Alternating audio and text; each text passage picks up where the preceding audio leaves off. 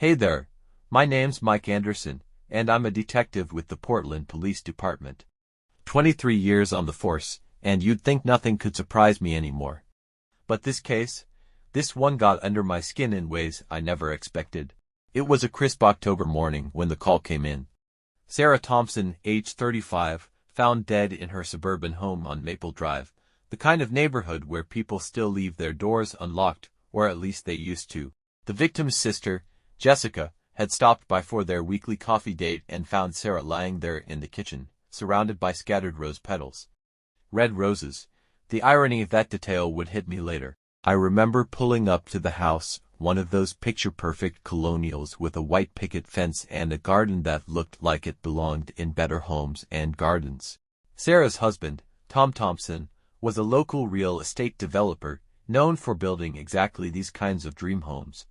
But right now, he was sitting in the back of a patrol car, shoulders shaking, face buried in his hands. The first responding officers had already secured the scene. Walking through that front door, the smell hit me first, roses mixed with something metallic, blood. The roses were everywhere, like some twisted Valentine's Day gone wrong. Sarah lay there on the ceramic tile, still wearing her yoga pants and a gray tank top, a single wound to the back of her head. No signs of forced entry, no signs of robbery. Something about this scene felt staged, too perfect, too symbolic. In my line of work, when something looks staged, it usually is. And when something's staged, it's personal. I didn't know it then, but this case would keep me awake for the next 3 months. Sometimes the hardest killers to catch are the ones hiding in plain sight, behind white picket fences and bouquets of roses. This is the story of how a picture-perfect marriage turned into a murder scene, and how the truth was buried beneath layers of lies and red rose petals. The interview room at the precinct always feels smaller at night. Tom Thompson sat across from me, his designer suit wrinkled, his eyes red from crying, or at least, what looked like crying. After 2 decades of interviewing suspects, you learn that tears don't always mean what they're supposed to. "Walk me through your morning, Mr. Thompson," I said, keeping my voice neutral. "That's the trick, you let them fill the silence." I left for work at 7:15, like always, he started, fingers drumming on the metal table. Sarah was alive, she was making her green smoothie thing. His voice cracked, she always made those damn healthy smoothies. According to Tom, he'd spent the morning at a construction site across town, his alibi checked out, initially. Security cameras showed his BMW pulling into the site at 8:05 a.m., but here's the thing about alibis. They're like safety nets. Sometimes they have holes. My partner, Rachel Martinez, pulled me aside after the interview. "Mike, you need to see this." She handed me Sarah's phone records. Dozens of calls to the same number over the past 3 months. All during business hours. All when Tom was supposedly at work. The number belonged to a burner phone. Classic move, but not classic enough. The purchase was traced to a convenience store 2 blocks from Thompson Development's main office. The security footage there told an interesting story. Sarah, wearing oversized sunglasses, buying the phone herself 6 months ago. Whatever was going on in the Thompson marriage, Sarah had been hiding something too. And in my experience, secrets in a marriage are like matches in a room full of gasoline. It's not a matter of if they'll explode, it's when.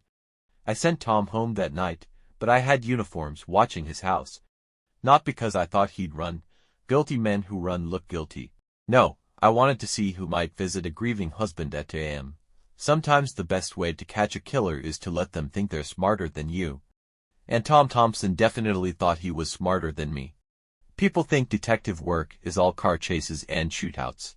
Truth is, most cases break open in front of a computer screen. That's where Rachel and I found ourselves at 6 a.m. the next morning, diving into the Thompsons' financials.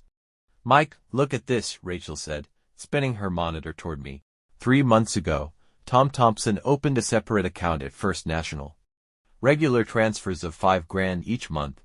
The money was going to a name I recognized, Ashley Baker. She worked as the interior designer for Thompson Development's model homes.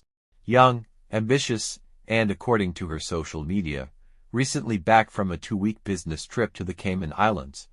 The same 2 weeks Tom Thompson had been inspecting potential development sites there. When we brought Ashley in for questioning, She wore gilt-like expensive perfume. Designer dress, manicured nails tapping nervously on the table, the whole 9 yards. It wasn't like that, she insisted, mascara starting to run. Tom and we were planning a surprise. Sarah's dream house. The money was for custom furnishings. She pushed her phone across the table, showing us architectural plans.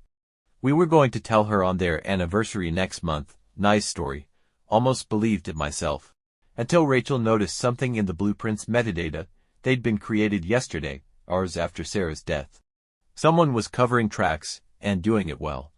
But here's what bothered me. If Tom was planning to kill his wife, why bother with a cover story this elaborate? Why create fake house plans, unless... I called the forensics lab. That rose water they found in Sarah's system, check if it matches any local florists. And get me security footage from every flower shop within 10 miles of the Thompson house. The roses weren't just for show. They were part of the kill, and somebody had bought them with planning and purpose. What I didn't know then was that Sarah Thompson had been keeping her own secrets, and they were about to bloom into something deadly. The thing about working homicide is that dead people often tell better stories than the living. Sarah Thompson's laptop was password protected, but her sister Jessica knew the code. Rose Garden 1988, the year Sarah won some local gardening competition. Funny how the rose theme kept coming back. What we found inside that laptop changed everything.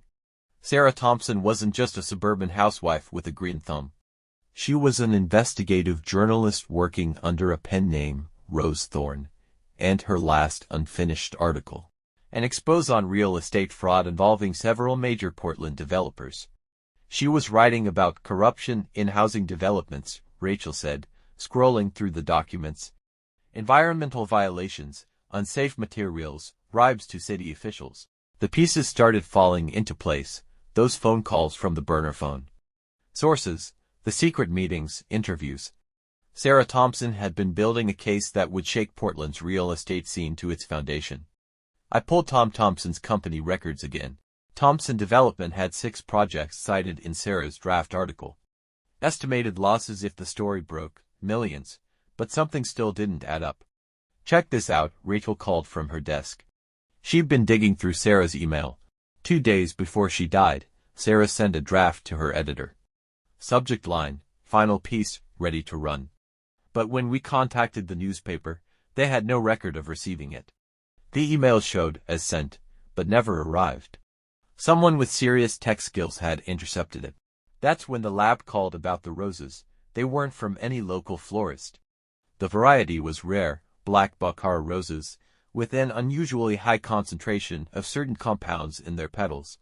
Only one greenhouse in Oregon grew them. The owner, Ashley Baker's father. I was starting to see the full picture, but I didn't like what it showed. This wasn't just a crime of passion or a husband silencing his wife. This was bigger. The kind of case that gets detectives taken off assignments, or worse. That night, as I was leaving the precinct, a black SUV with tinted windows pulled up beside me. The back window rolled down just enough for me to see a hand holding a single black baccara rose. Sometimes the hardest part of solving a murder isn't finding the killer. It's staying alive long enough to prove it. You don't last long as a detective if you can't tell when you're being followed. After that black SUV incident, I took the long way home, driving past the same Starbucks 3 times. Same dark Escalade in my rearview mirror each time. Amateur hour. I called Rachel from a burner phone I keep for cases like this. Martinez, I need you to run a name through the system. James Baker, Ashley's father. Something about that greenhouse doesn't sit right. Already on it, she replied. Mike, you need to see this. Baker Botanicals isn't just growing flowers. They've got contracts with pharmaceutical companies. Those black baccara roses? They're being studied for some kind of experimental sedative compound. The pieces clicked together like a loaded gun. The rose petals at the crime scene, the strange compounds in Sarah's toxicology report. Someone had weaponized the flowers. But you don't develop something like that just to kill one nosy journalist. I swung by the evidence locker and pulled the bag containing Sarah's phone. 3 missed calls the morning of her death, all from the same number. When I dialed it, a familiar voice answered. City Planning Office, Jessica Williams speaking. Sarah's sister, the one who found the body. The one who knew her password. My next stop was Baker Botanicals, but I never made it there. Halfway down River Road, an SUV, not the one following me, a different one, ran me off the road. My car spun out, slammed into the guardrail. Before I could reach my gun, my door was yanked open. Detective Anderson, Tom Thompson's voice was casual, like we were meeting for coffee. Let's talk about how this ends. He wasn't alone. Ashley Baker stood behind him, holding what looked like a perfume atomizer. The scent of roses filled my car. The problem with cops like you, Tom continued, is you see a dead body and look for one killer. Sometimes, detective, it takes a garden to grow a murder. The rose scent was getting stronger. My vision started to blur. The last thing I saw before everything went dark was Jessica walking up, holding a familiar laptop. Sorry, detective, she said, not sounding sorry at all. But some stories aren't meant to be published. Turns out, I was right about one thing. This was bigger than a cheating husband.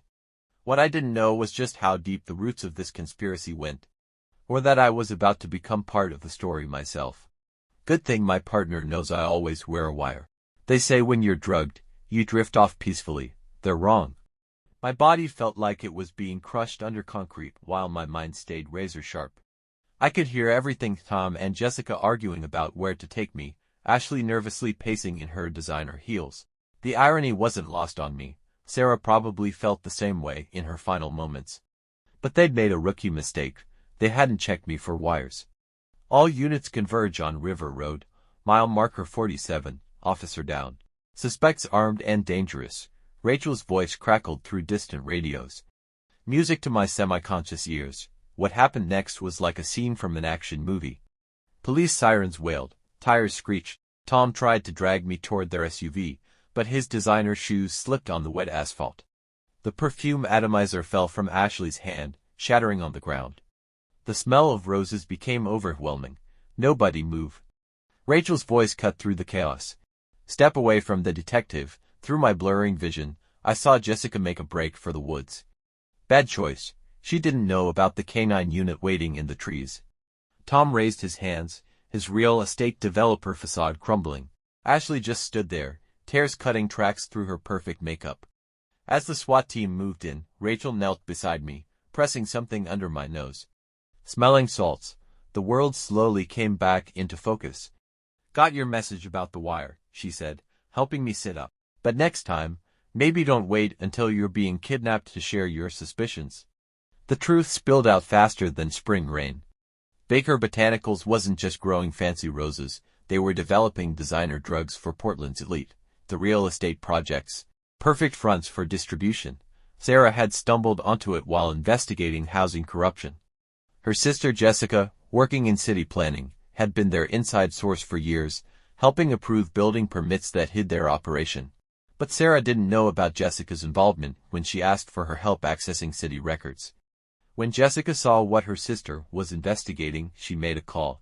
Tom provided the location. Ashley supplied the weapon, a weaponized rose compound that left no trace after 48 hours. They would have gotten away with it too, if Sarah hadn't been so thorough. She'd mailed a copy of her story to every major newspaper in the country the day before she died. Time-delayed emails, set to send in 1 hour. You know what the funny thing is? I told Rachel as the paramedics checked me over.